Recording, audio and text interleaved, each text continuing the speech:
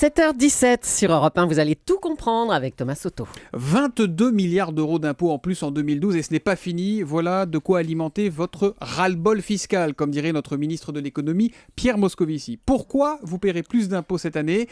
Eh bien, vous allez tout comprendre de ces hausses d'impôts qui se traduisent concrètement sur vos avis d'imposition.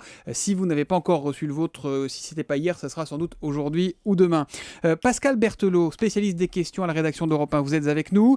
Également présent dans ce studio, Vincent Drezet, secrétaire général du syndicat Solidaire Finances Publiques. Bonjour messieurs. Bonjour. Pascal, on va commencer avec vous. Vous avez mené l'enquête et vous êtes en mesure ce matin sur Europe 1 de nous dire combien de foyers fiscaux vont effectivement payer plus d'impôts cette année. Alors 20 millions de foyers fiscaux vont payer plus d'impôts, c'est-à-dire plus de la moitié des contribuables. 55% des contribuables vont payer plus cette année que l'an dernier, c'est-à-dire quasiment tous ceux qui payent des impôts et même ceux qui n'en payent pas. Figurez-vous Thomas qu'il y a la prime pour l'emploi et cette prime pour l'emploi qui est un chèque que donne le fisc aux foyers les moins favorisés, eh bien cette prime pour l'emploi va être rognée, diminuée, même pour une partie de ceux qui la touchent. Donc on retient votre chiffre, 20 millions de foyers sur 36 millions de foyers de contribuables en France.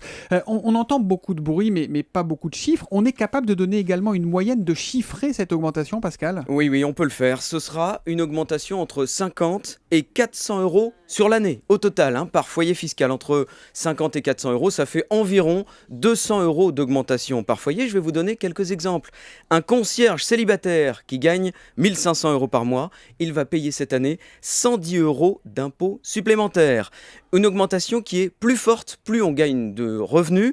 Exemple d'un médecin anesthésiste à l'hôpital qui gagne 4500 euros par mois. Lui, il va payer 270 euros supplémentaires. Et puis, une famille, parce que les familles sont touchées cette année, eh bien, une famille, 2 enfants, les parents sont vendeurs ou secrétaires, classe moyenne, ils gagnent chacun 2500 euros par mois. Eh bien, ils vont payer, cette famille moyenne, cette année, 150 euros supplémentaires. Vincent Drezet, est-ce que ces hausses vous paraissent équitablement réparties ? On entend là que plus on gagne, plus on va payer. Il faut déjà définir de quoi on parle. On parle effectivement de l'impôt sur le revenu et les hausses dont on vient de parler, qui sont une moyenne, procèdent essentiellement du gel du barème de l'impôt sur le revenu et d'autres mesures comme la tranche à 45%. Alors ce qui est vrai, Le c'est gel que du barème, ça veut dire, pour faire simple, qu'on ne tient pas compte de l'inflation. on ne tient pas compte de l'inflation dans le calcul de l'impôt sur le revenu. C'est ça. Pour faire simple.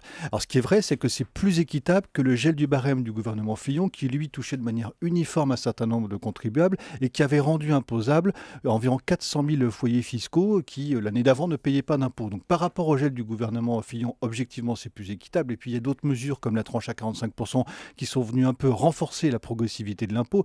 Et la progressivité de l'impôt sur le revenu permet notamment de réduire les inégalités.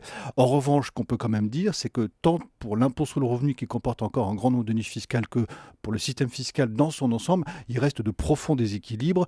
Et ce qui explique aussi une partie du ras-le-bol fiscal dont on parle, c'est pas simplement les hausses, c'est le fait aussi que le système fiscal est perçu à juste titre comme étant déséquilibré et au fond toujours assez injuste. Alors on dit qu'il y a beaucoup de personnes qui n'étaient pas imposables, voire qui n'ont jamais payé d'impôts et qui d'un coup vont devoir passer à la caisse, alors qu'elles ne gagnent pas un sou de plus, ça c'est clair. C'est vrai ou c'est faux ça ? Alors cette année c'est faux, c'était vrai l'année dernière avec le gel décidé en 2011 applicable en 2012. Il y a effectivement environ 400 000 foyers fiscaux qui se sont retrouvés imposables, mais cette année il y a une mesure un peu technique, mais ça s'appelle le relèvement de la décote qui profite aux contribuables qui ont un revenu faible et cette décote vient parfois annuler l'impôt sur le revenu ou en tout cas le réduire et donc on n'aura pas ces effets pervers. Personnes ne vont pas payer d'impôts cette année si elles n'en payaient pas l'année dernière. Voilà, les personnes qui n'étaient pas imposables l'année dernière ne vont pas se retrouver du fait du gel imposable cette année. C'est un effet pervers qui a été évité.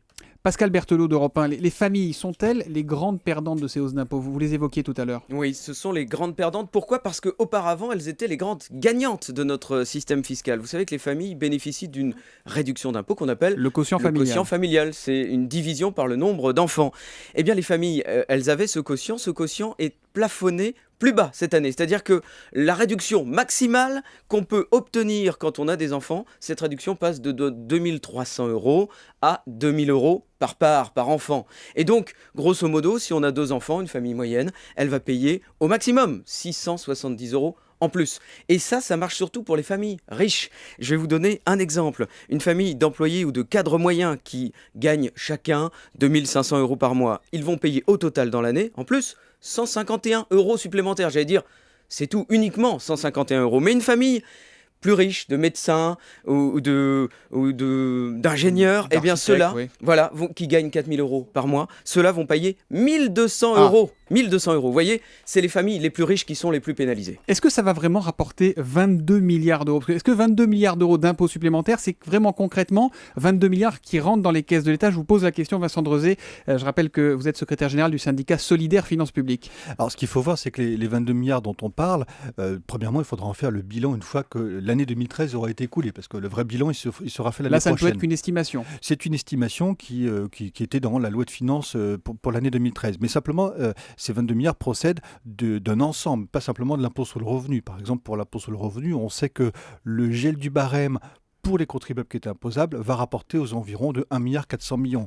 Par contre, additionné avec d'autres mesures comme la tranche à 45% et des mesures qui concernent d'autres impôts et d'autres prélèvements, notamment des prélèvements sociaux, alors ça peut faire environ 20 milliards d'euros. Mais ça, c'est ce qu'on appelle la loi de règlement, c'est-à-dire celle qui va être présentée en 2014 sur l'année 2013. C'est là qu'on fait l'addition et qu'on sait voilà. concrètement... Mais par contre, ce qui est vrai, c'est que dans les estimations du ministère du Budget, c'est bien des recettes sonnantes et trébuchantes qui sont avancées. Et on essaie de tenir compte éventuellement des changements de comportement. Pascal Berthelot, ça va s'arranger l'an prochain ou il faut s'attendre à la même purge? Non, ce sera une purge beaucoup plus faible, beaucoup plus petite, parce qu'on estime à 6 milliards au total de prélèvements obligatoires que l'année prochaine. Cette année, vous parlez de 22 milliards, vous voyez 22, 6, on n'est pas dans la même échelle, ce sera une hausse, mais beaucoup plus petite. Vincent Drezé, quand il y a des réformes, des hausses d'impôts, est-ce que les services fiscaux peuvent se tromper dans leurs calculs? Est-ce qu'il faut être particulièrement vigilant et comment l'être?